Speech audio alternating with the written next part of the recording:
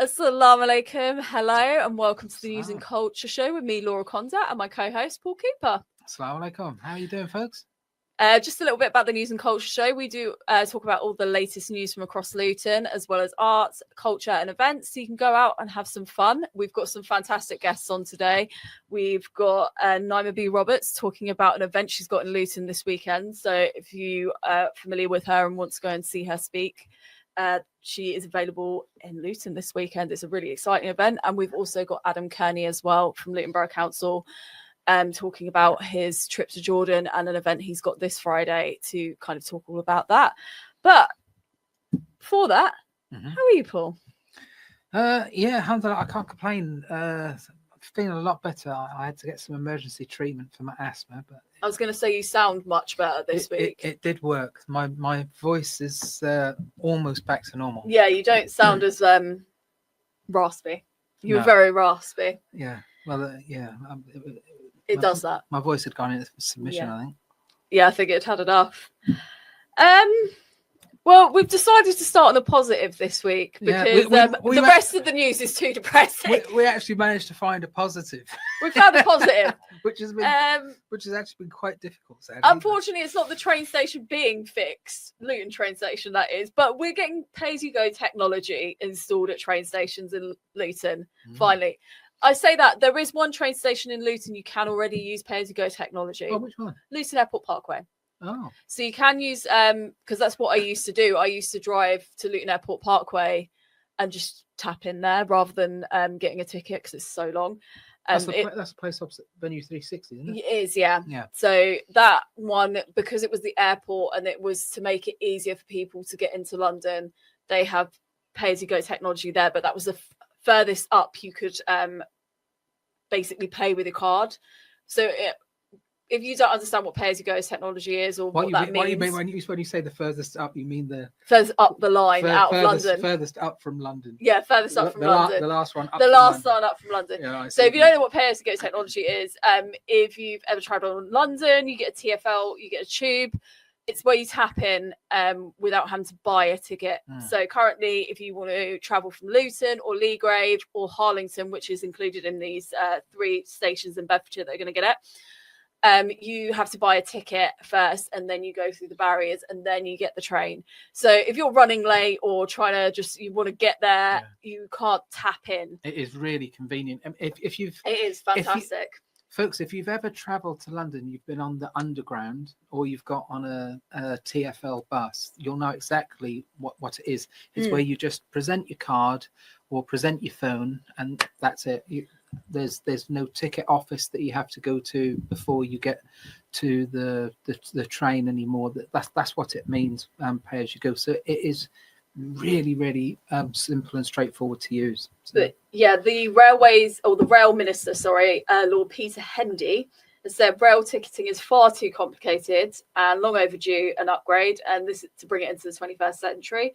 So they're starting to roll out the expansion of tap in and tap out technology through Great British Railways, which is where the government are planning to renationalise British railways. So slowly we'll start to see the renationalisation of British railways back into the government's hands. It's part of their plan to change. I think it's a really necessary move. I think it makes it easier for everyone. It's also, I think, going to make it less confusing for people because I think it's not very clear when off-peak ends and starts and when peak starts anymore. There's no clear timing. So I think in terms of the pricing, is that what you mean? Yeah, well, also the time. So if you get a train into London, for example, before 9:30 in the morning, it's a peak train. Yeah. Well, it's like that if you're going to buy an underground ticket. Yeah, it's far too complicated. So if you want to buy an all-day pass, an all-day pass is actually much cheaper if you buy one that starts after 9:30. Yeah, but it's I'm not entirely clear if it's still 9:30. It's very complicated, and I think the system has really needed an overhaul for a long time. So I'm kind of glad this is being brought in, and I hope it makes it easier for people. I no longer have to commute into London, but at least it's made it easier for me, even if I'm just going down there But I think this will make it so much easier for people that have to commute in to just be able to get there on time in the morning. Because I'd leave it to the last minute sometimes.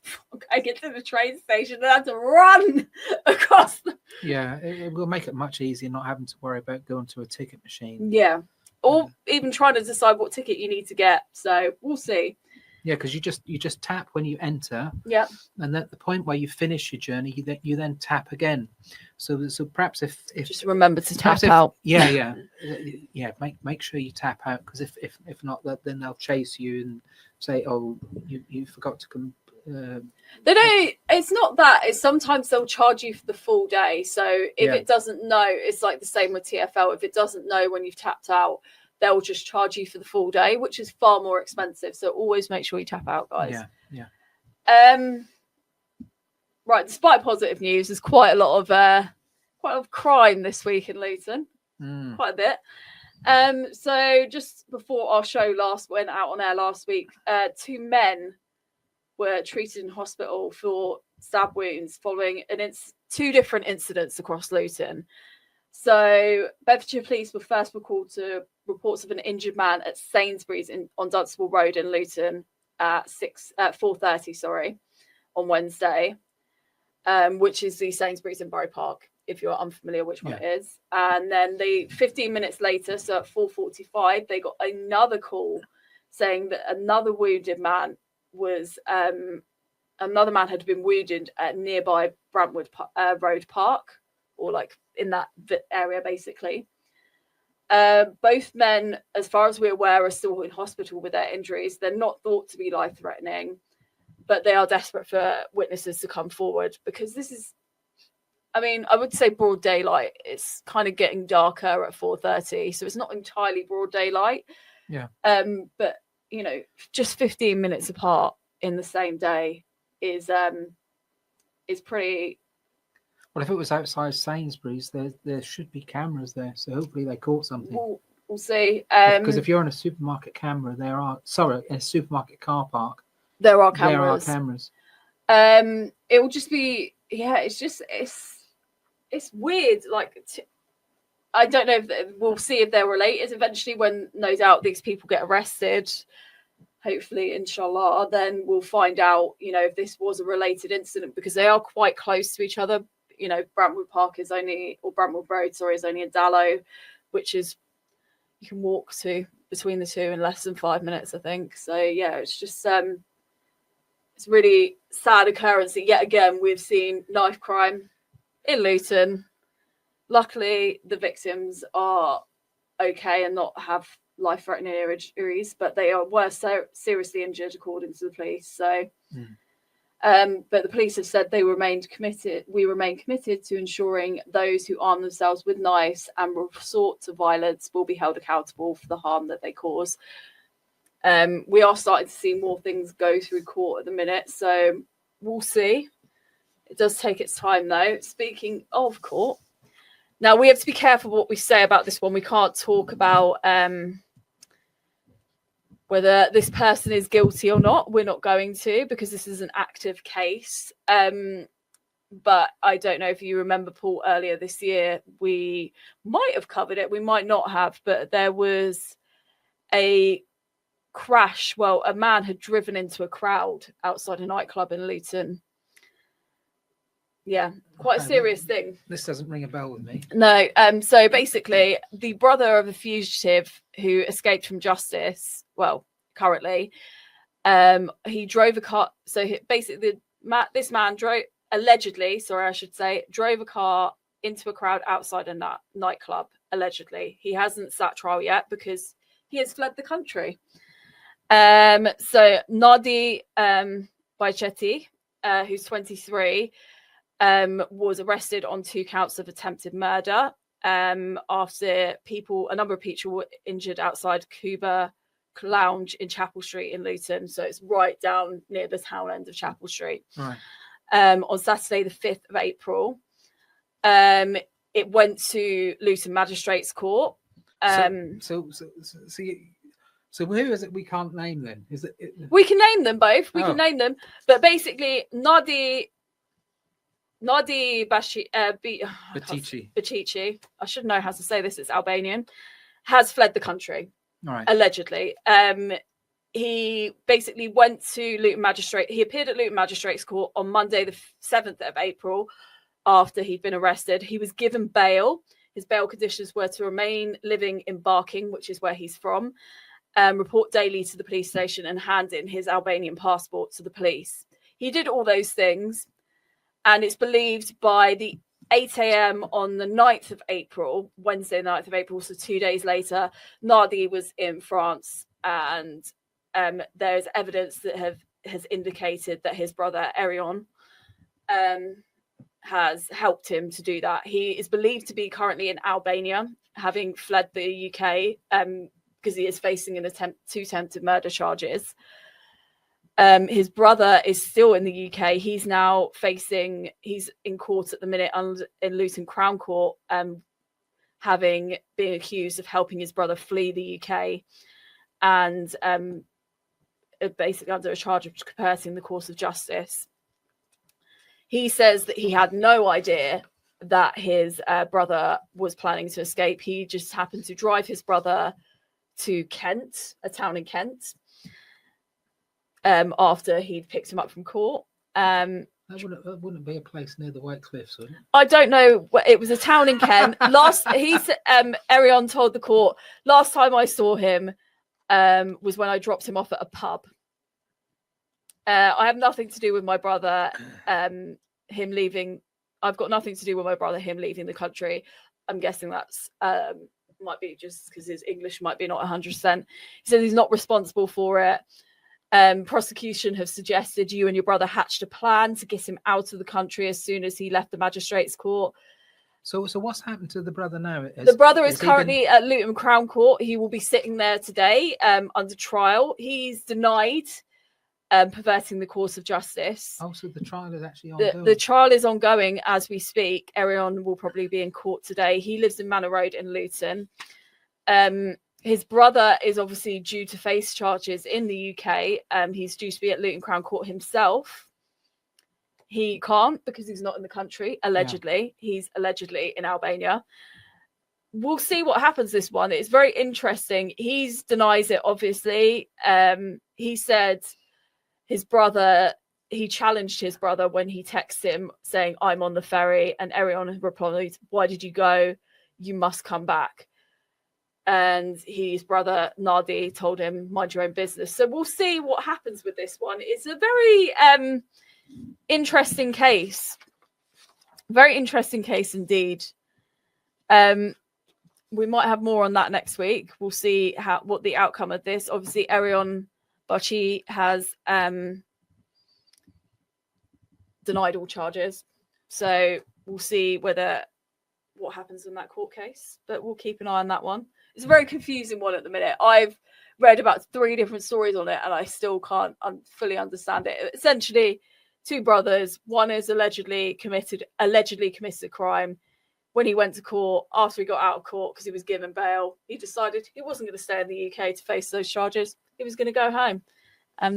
That's the gist of it. And allegedly his brother's helped him. We'll see. This one has annoyed me. I don't know if you want to read it, Paul, because I want to see why you think it might have annoyed me. What do you mean, the driving one? The driving one. Yeah, okay, so I'll read it out. A Luton woman admitted causing the death of a Stopsley dad while driving without a licence or insurance. A woman from Luton has pleaded guilty to causing death of a father of 3 after a crash in 2023. Mehwish Idris, 39, admitted to causing the death of John Gambold, 41, by careless driving. John died after Mehwish's black Toyota Aura smashed into his grey Yamaha YZF R1. I think that's a motorcycle. Yeah, it is, yeah. On the A505 between Stopsley Way and Luton on June the 8th, 2023. Mehwish pleaded guilty to causing death by driving whilst uninsured and causing death by driving whilst unlicensed. She's due to be sentenced on November the 18th. Today. She's due to be sentenced today. But I mean, for me, the thing that's angered me the most, this happened in 2023. So why is it taking so long? That is exactly why I'm angered. It is a problem with the backlogs with courts. I don't know this specific case because obviously she has admitted it. So I don't know if it's just taken this long to get to Crown, or she had previously pled not guilty and then decided to go guilty. But it looks like she pled guilty at the earliest opportunity. She's due to be sentenced today, I believe, at Luton Crown Court. But I'm not 100% sure because it hasn't said which court she's at. Well, to be fair, I'm not saying that I'm condoning anything, but it's not the woman's fault that it's taken so long to go through the courts. No, I definitely don't think it's her fault at all. It's a systematic problem within, not just in Luton, it's in the whole of the UK. The UK has a massive issue with the court backlog at the minute. And I'm just like, when I read it at first, I was thinking that surely was dealt with ages ago, because how are people getting into a car without even having a driving license? Plenty of people do. Plenty of people do. There's a lot of people out there that are driving around with no license. They don't even have a license, let alone. Yeah, because you can't actually have lessons unless you have a license, because all that has to be checked. Well, when they say license, they mean when they say unlicensed, it could be that she does have a provisional potentially, because there's no, when someone says unlicensed, it just means that they haven't passed their driving test. Yes, but she can't be, but she says she's not insured. You can't be insured if you're the only one driving the car. No, I'm not disputing that, but I'm just saying that I don't think she's passed her driving test. She may have a provisional. But she doesn't have a license. No. Unlicensed means she doesn't have one at all. Well, we'll see, but yeah, it's a bit wild. I remember this crash happening because I have to go out the way for the school run every day. But she's 39. How do you get to 39 and not have a driving license? I know a lot of people that don't have driving license. My sister, I'm looking at you. Yeah, you've just passed your theory test for the 4th time, haven't you, Rosalind? What do you mean for the 4th? Theory test for the 4th. Right, so basically my sister, she's going to kill me for this. My sister has failed her driving test at least 4 times, if not 5. Oh, I see. So the 2 years ran out. Yeah, so she had to do the theory again. I understand. That's why she has passed. She always passed first time on her theory, but yeah, she can't just seem to with the driving test. I've told her it's because she's doing it in Leighton Buzzard. She should just do it in Luton. Oh no, Leighton Buzzard is the easiest. You got to remember, I used to be a driving instructor. No, I know you do. Leighton Buzzard is the easiest in the local area. Well, so apparently not. If you've got an opportunity, folks, take Leighton Buzzard. There you go, Rosie. You've been told you can't pass a driving test in Leighton Buzzard. You can't drive anywhere. I used to teach across Luton, Dunstable. I used to take people for test in St Albans, and by far the easiest place is Leighton Buzzard. But I passed my test in Luton. Both my children passed in Leighton Buzzard. I taught them to drive. No, I passed in Luton. Yeah. I was like, I'm going to do it. I didn't pass first time, but I did pass second time. But yeah, I don't think, it's one of those things where I think not everyone is very good at driving. Perhaps not everyone should be on the road either. And sometimes you're not passing your test. Mate, you actually say that about your sister. You really are going to be in trouble now. I'm not disputing anything. She backseat drives all the time, so she thinks that she's a much better driver than me. Is she older or younger than you? She's younger than me, but I passed at 18, and I've been driving since I'm 18. And she's yet to pass. It's all right. I think she forgets sometimes I even have a radio show, so she probably won't be listening. But if you are, or if any of your friends are, but yeah, I mean, I don't think it's necessarily a thing to not have passed your driving test. I think some people shouldn't be on the road potentially, and that's why they can't pass their driving test. But yeah, I'm more frustrated that it's taken 2 years for this to get to court. Actually, I've got to say this: there are some people from the moment they get in the car the first time, you know that they're never going to get better. Pass, yeah. I'm not, but there were perhaps about 3 people that I taught. I knew that were never going to get better. See. Yeah, and Yeah. Well, we'll see. Inshallah, Rosie, you pass at your next test. Good luck getting one though. That's another thing. She's been struggling to get a driving test. They're all booked up for the next 6 months because bots buy them, don't they now? That's the biggest issue. Yeah. Bots and driving instructors bulk buying tests, and then you can't get a test for 6 months. Yeah, both my kids actually bought one off an instructor. That's the problem. That's the problem. Cost them both about £250. Yeah, it's ridiculous. Unless you do that, you just can't get one. There's supposed to be a new system coming in. The government allegedly are bringing a new system in to fix this, but we'll see. We'll keep you updated on that one. I put this one in, even though it's a very short one, just because. Ceilings? Should we do the ceilings, or do you want to do the? You don't want to do it about the woman getting caught. Well, I don't know. I thought it was just because the dog was in it, and I thought that was a nice. Oh, go on, that's a nice way to end on the crime. Is about a dog catching a person. All right, go on. So a woman caught at Luton Airport failing to appear at court over drink driving and police assault. Obviously not a great person to be doing that kind of thing, but a woman was arrested by police as she got off a plane at Luton Airport after she failed to appear at court. She was greeted not only by police officers, but the police dog Yogi, who is this lovely, adorable Labrador, as she landed last week at the weekend. So the airport's police team said, while the Labrador is a big old softie and loves a cuddle, if you commit crime, and Yogi will be the first one at the window to welcome you at Luton Airport. So don't commit crime at Luton Airport, guys. Or don't flee the country and then come back, because Yogi will be there. He may look cute, but not for criminals. But I just thought it was a nice one to end on. It's a bit nice on the crime, because everything else has been stabby, deathy. You know, let's end on a high with some police dogs. All right. Only you could actually say something like stabby, deathy. Only you could say that. It's all been a bit stabby, deathy. Well, to be fair, that's been going on like that for weeks, hasn't it? It has been, but I mean, this is not a bad one.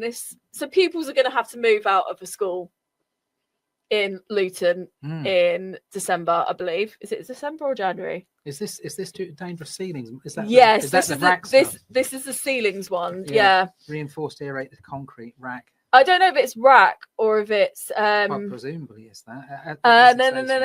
It's not rack. There's been lots of there's been lots of rumours about what it is, but essentially the ceilings need to be replaced in Key Stage 1 of Denby Primary School in Luton. So they're moving from their site it's like near Biscot Road. I'm pretty sure Denby Primary School, isn't it? It's near Biscot Road. I'm going to Google it now. Give me 2 seconds. But they're moving to Bishopscote Road, which is quite a distance between the two. So I don't know how this is going to work for a lot of parents that probably walk their kids to school. Yeah, Denby Road. Ooh, that's really good. So it is just between... It's off Leagrave Road, just up from Leagrave Road. Yeah. It's there. But they're going to be moving to a temporary site, which is currently being worked on at the minute. I literally saw them working on it this morning when I drove past on my school run. So what's the pitch where they're going to then? That can't be part of the school. It's not part of Denby Primary School. I believe it's part of Denby High School. Oh, I see. Even though it's nowhere near Denby High School. Oh, I see. It's a random pitch that's just on Bishopscote Road. So it's the end near the Tesco. So what facilities for the kids, like toilets and... I presume it's all going to be porter cabins. They're currently building the site. They've got a month to do it, basically. They're going to get it done before they need to go back in January after the Christmas break. The work's due to be completed by late December. Yeah. There isn't, like, in all fairness, Luton Council have said there's not much... Something like this happened at the school I retired from. So I retired from Cardinal Newman. Yeah. And I was in touch with colleagues a few months later. Loads of my old science lab was closed, and several of the science labs. It was a ceiling issue. It's always. They said, "Oh, boy, you retired at the right time. We've come back to work. We've come back to work to a building site." That's what they were telling me at the time. I mean, to be honest, I've never been to a school that hasn't not been a building site. When I was in high school, I went to Harleton, and that was a building site for most of the time I was at Harleton until like the last year, which was really disappointing. Didn't get to enjoy that new building. All you lucky people after me got to enjoy that building. But yeah, they're going to replace the ceilings in Key Stage 1. So these children will be moving on to this. I presume they'll have all the provisions there. It'll be portal cabins. They're not building a whole new school. So when are they hoping to get this done by? So the children are planning to go on to be. So they're going to move to the Bishopscote Road site. Yeah. In January, I believe, or late December, January time. And so they're still using the school at the moment? They're still in the school at the minute as we speak. I see, right. And now I get it. So they're getting the new place ready. They're getting it ready. So they're not just leaving and them. They're going to decant. They're not just leaving them in a field. Decant, don't they? Oh, I hate that word. Yeah, that's the word. That sounds like they like to use. That's so that's for wine, mate. That's what you do. You decant wine into a decanter. You don't. Yeah. So they're going to pour them out of Denby into Bishopscote Road. Yeah. And when the work's done, then they'll pour them Yeah, I was going to say they've not put them just in a field in Bishopscote Road and just left them to it. Well, that's the word. That's the word they often use. They say a decant. Oh, I hate that word. Oh, speaking of which, it's the end of this half. Oh. But yeah. Catch you in the second half. Catch you in the second half. But join us after the break where we've got some fantastic interviews. But until then, see you later. Get Luton prayer and Jamaat times for your local masjid on your phone. Download the Inspire FM app. Available for free on the App Store or Google Play. Welcome back to the News and Culture Show with me, Laura Konza, and my co-host, Paul Cooper. Joining us now is a really special guest. You will have heard him on Inspire FM before. He's just come back from probably a life-changing trip from Jordan, where he was helping refugees from Palestine and Syria as well. Joining us in the studio now is Adam Kearney, Head of Communications at Luton Borough Council. Assalamu alaikum. Good afternoon, guys. Welcome, Salam. Nice to meet you, Adam. Lovely to see you again. So yeah, do you want to start a little bit? I know obviously you've got an event coming up this weekend, which this Friday, which we're going to talk about first, but do you want to tell us a little bit about how you ended up going to Jordan and the experience you had? Just an incredible experience, and very, very blessed and fortunate to be given the opportunity through a charity that I had a little bit of involvement with. But just rang me out of the blue one day and said, we're off to Jordan to provide some support, some supplies, practical help for Palestinian and Syrian refugees that are in Jordan. And that included sort of recent arrivees from Gaza. So just to be given an opportunity like that was unbelievable. So I took it with both hands and did what I could when I was out there. So yeah. Oh, so when was that? When were you there? End of September. No, in August.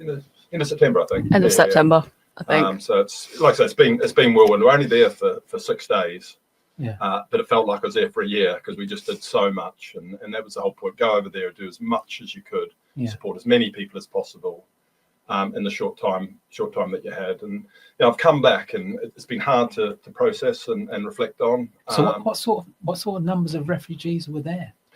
Well, it's an interesting question. In Jordan itself, there are 5 million refugees.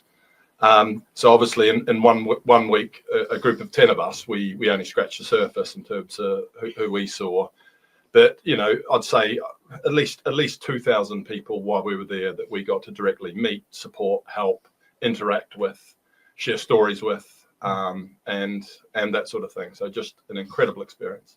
Wow, amazing.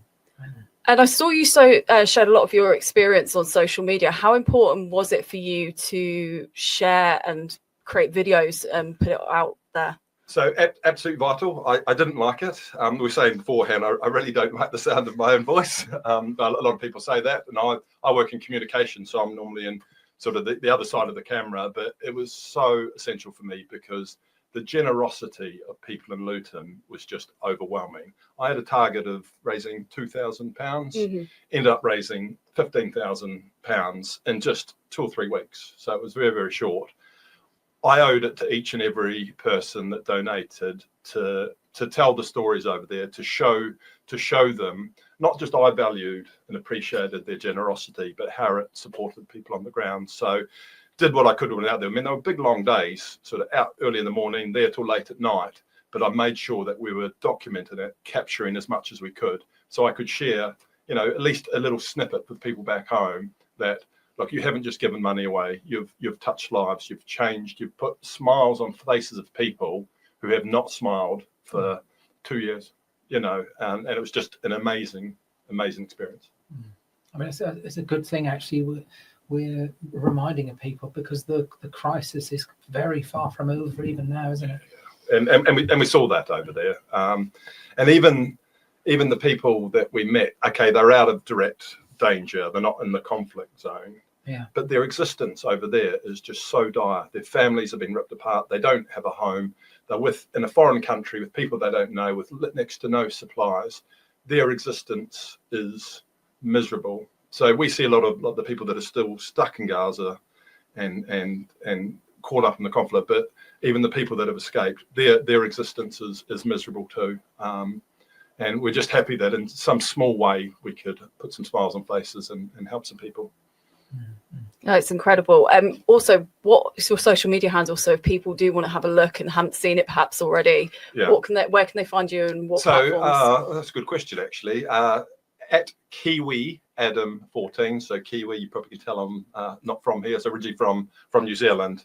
So at Kiwi Adam 14 on Facebook, X as it is, Instagram and TikTok.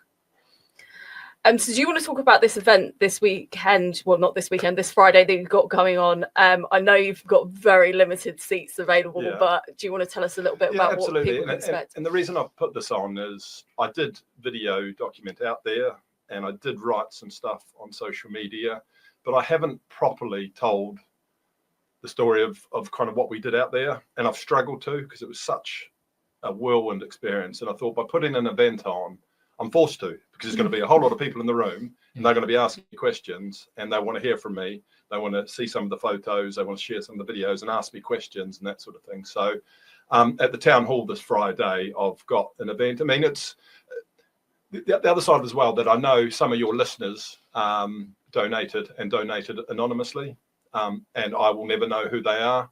So if any of them are listening, obviously would love you to come along on Friday so I can show you the real difference that you made. But it's just to talk a little bit about the charity CAP Foundation. So this is one project they're involved in, and they've got future deployments. So they'll be going out to Jordan again. They'll be going out to Egypt, and then once Gaza's open, they'll be going back in there. Sorry, going into Gaza and supporting people on the ground there. But there's other projects as well. So it's a little bit about the wider charity and the work that they do.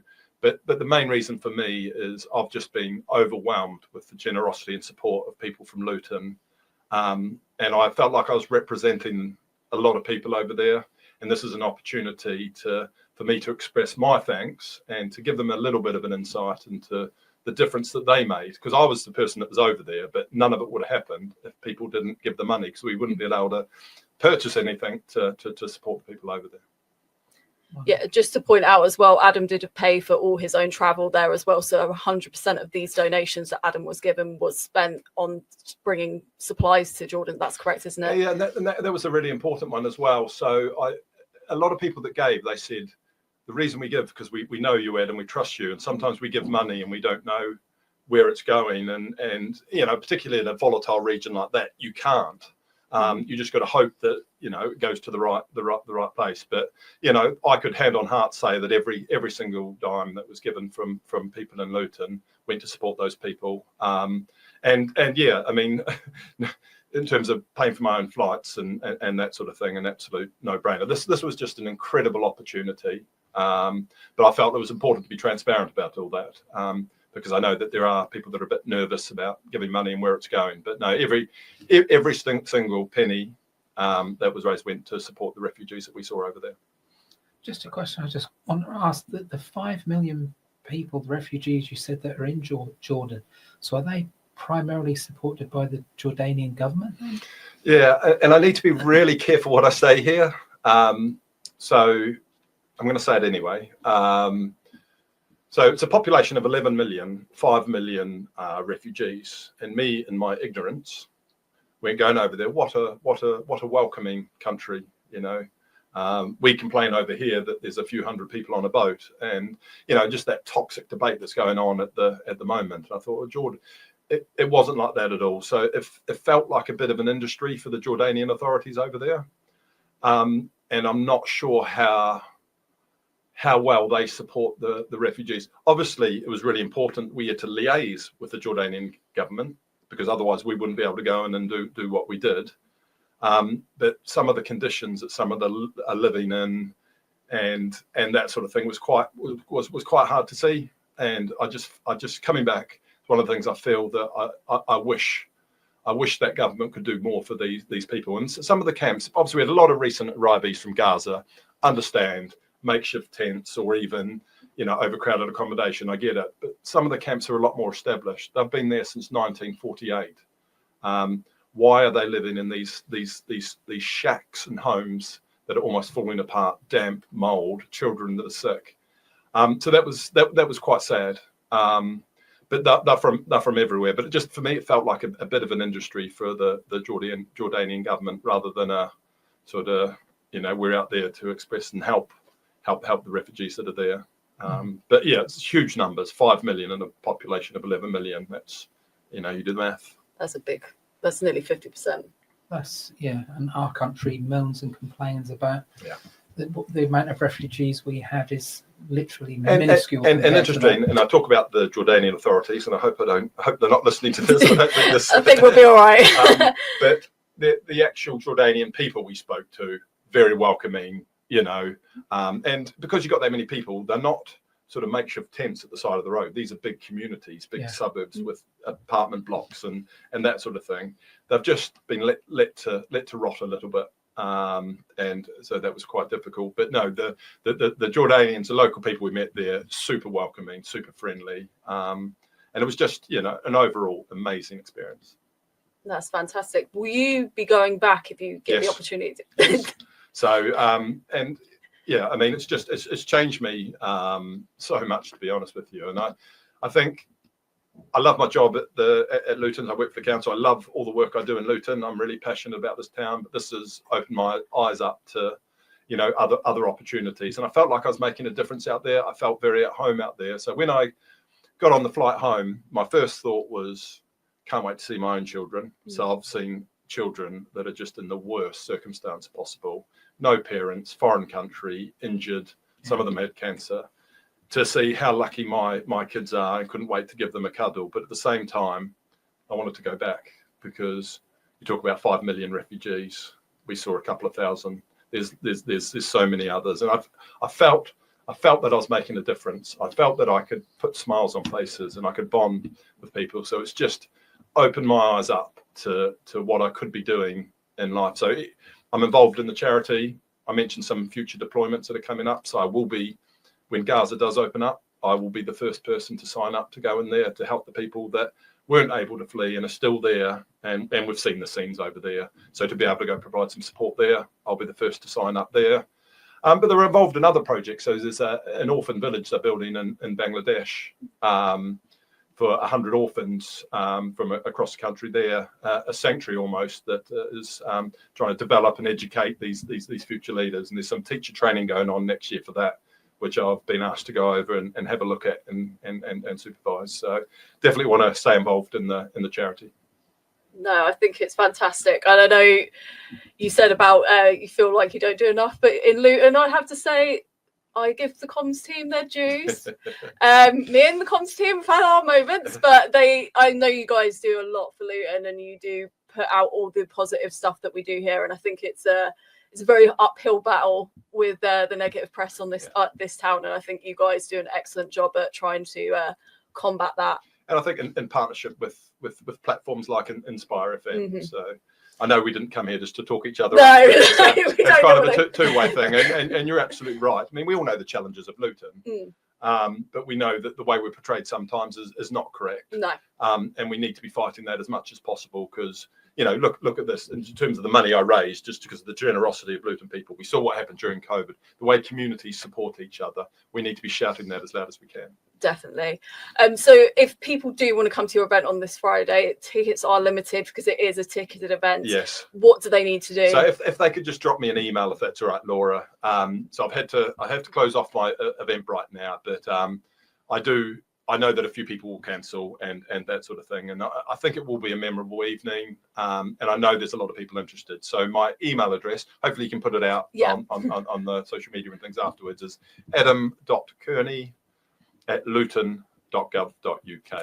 It's one I remember because I'm usually emailing you with something. But yeah, if the council's back, just call the council and ask for the Kiwi guy, because I think I'm the only New Zealander at the council. I think you might be.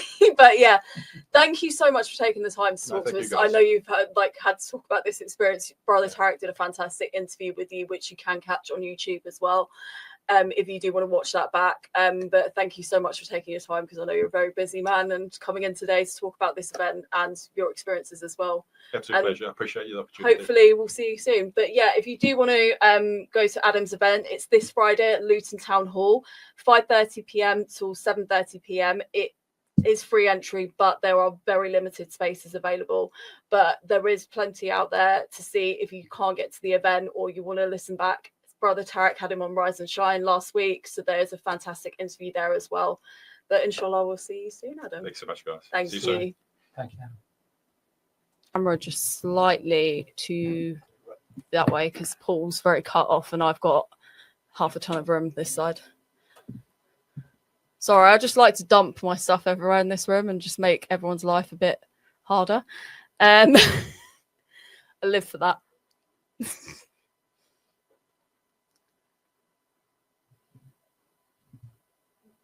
Perfect. Okay.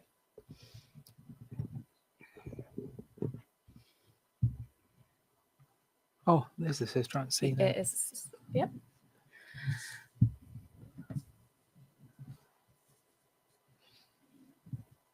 Right. Okay, we're going. So joining us now, we have another very special guest as well.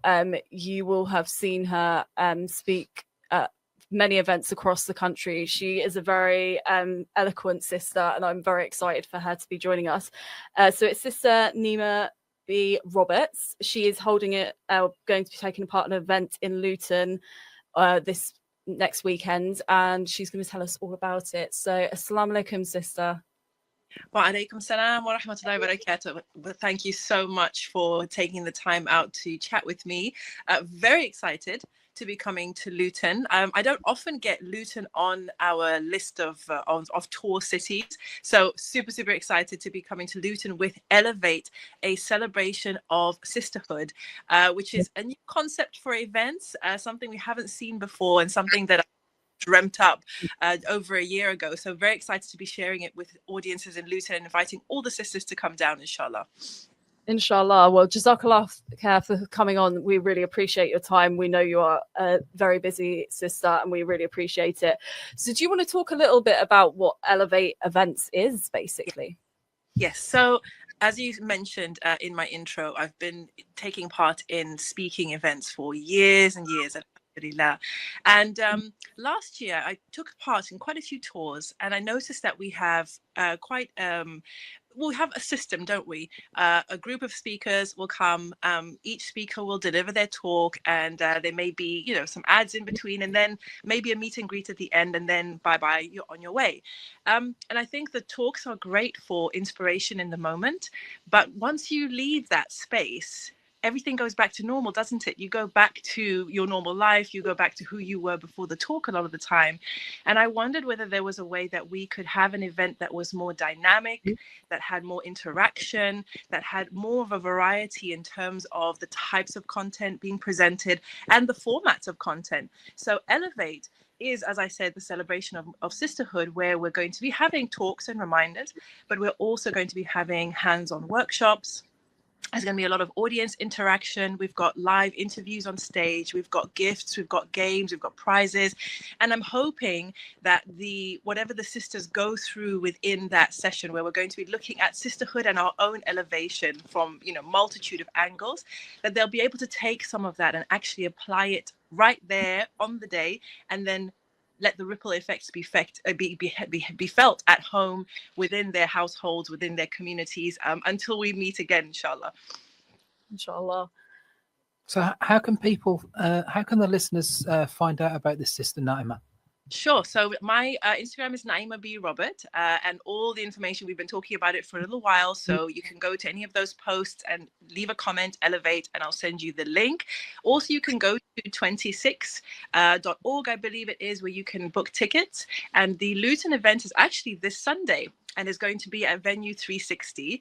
And I'm really excited because I'll be coming to this one. I'll be speaking, I'll be conducting some games and some audience interaction and some coaching, as well as Naima Isa and Ustada Saleh Bukhari. They'll be joining me as well. And we've got some fantastic sponsors and goodies for everybody. And we have a copy of Sisters magazine for everybody who attends. We actually put together a brand new special edition of Sisters magazine for this event. So everyone who attends will be getting a copy in their goodie bag. So really excited to share that with everyone as well. That's fantastic. Can I ask, how did you get into speaking? Because a lot of sisters may be looking up to you as an inspiration for considering speaking. And how did you get into this arena? It's so funny you asked that, because from high school, I was doing public speaking and Toastmasters. So I had that experience. But when I became Muslim, so public speaking wasn't really one of the, what would you like to be when you grow up, things on the checklist. And I really only started speaking in public after my book From My Sister's Lips was published, which was a good 20 years ago now. And when that came out, obviously people wanted to hear more about the book itself, about how I wrote it, why I wrote it. And that's why I ended up on morning shows and shows on BBC and Radio 4. And then after that, organizations started wanting me to come to speak to their communities, speak to their organizations, and bring some of the inspiration, some of that motivation, some of my story to their audiences. And so it kind of goes back as far as that, really. So alhamdulillah, up to now, I've spoken all over the world with, a huge range of people, Mufti Menk being probably the highlight that most people will know about, but also a lot, amazing speakers from around the world, alhamdulillah. And this is my first sort of flagship event in that I came up with the concept. I'm the host as well. So it's nerve-wracking, but I pray inshallah Allah puts barakah in it and makes it an evening that's pretty much unforgettable is what we're going for. So make dua for us, and I hope that everybody will make their way out, inshallah. Inshallah. I wish you every success, inshallah. Thank you so much, brother. Thank you so much. And please do we're going to send you, the two of you and Sister Shamiza, a special complimentary code so you can get complimentary tickets for your family, for your sisters, wives, whoever would like to come. So please do come down. We'd love to see you there, inshallah. No, inshallah. That is fantastic. What actually, just to add on,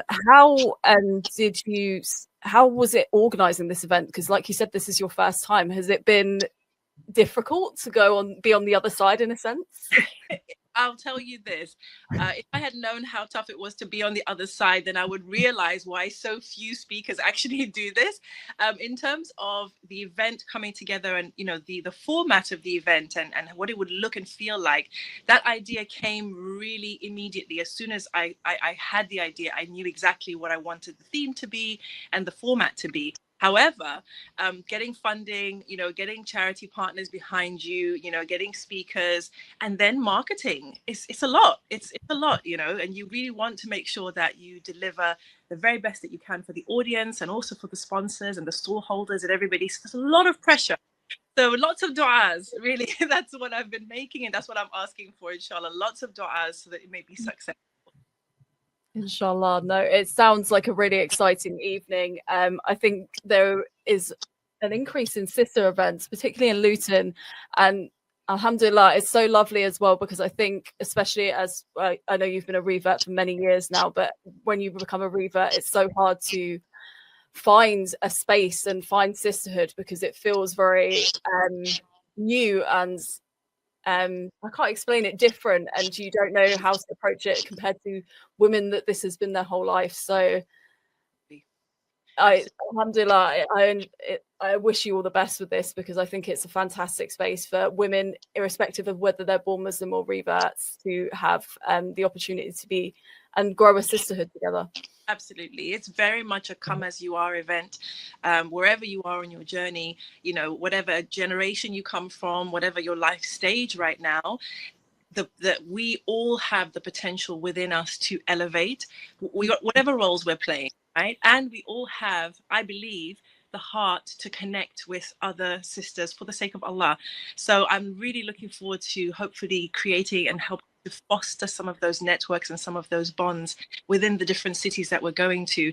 And I certainly hope to see everybody in Luton on Sunday at Venue 360, inshallah. Inshallah. Inshallah. Just another added bit.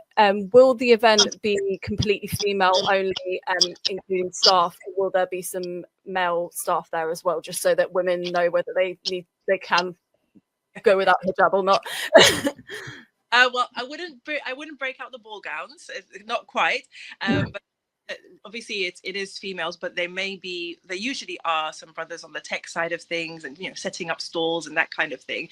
So and they'll photography and that kind of thing. So I would say, if you observe hijab, continue to do so. If you don't, please just come as you are. That's the most important thing, that you come ready to elevate, ready to connect, ready to have some inspiring conversations, and hopefully make some really beautiful memories. Inshallah. That sounds fantastic. So that's this weekend, Venue 360, 4:45, I believe, to 8:30 p.m. Is that correct? Yeah, Sunday. This Sunday. And if you can go on, if you look up Elevate, I think it's 26.com, isn't it? Or something like that. There is the opportunity to buy tickets there. But Jazakallah, thank you so much, sister, for coming on. I know you're a very busy sister, and we appreciate your time. And inshallah, your event goes well. Jazakallah khairan. Assalamualaikum, sister. Thank you for meeting us. Carry on doing the great work that you're doing, and we'll support you, continue to support us, and inshallah we'll meet. Inshallah. Assalamualaikum. Walaikum. Assalamualaikum. And that's all for the News and Culture Show this week. It's been a fantastic show. We've had some great guests on, but join us again next week for all the latest news from Luton, events, arts and culture, so you can go out and have some fun. But until then, Assalamu alaikum. Salam.